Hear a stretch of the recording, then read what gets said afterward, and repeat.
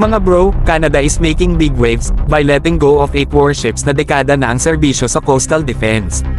The Royal Canadian Navy, o RCN, just announced the retirement ng 8 Kingston-class Maritime Coastal Defense Vessels, o MCDV, bilang parte ng kanilang fleet modernization.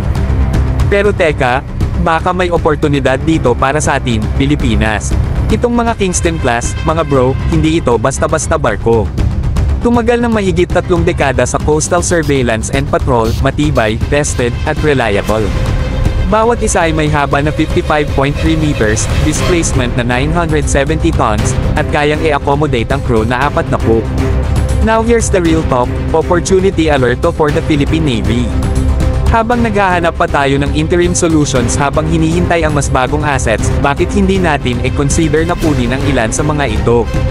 Kung hindi man outright donation, baka pwedeng grant o discounted transfer under a government-to-government deal.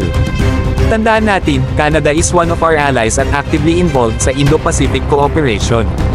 Kung may pagkakataon tayong palakasin ang fleet natin habang nagtitipid, ito na yon.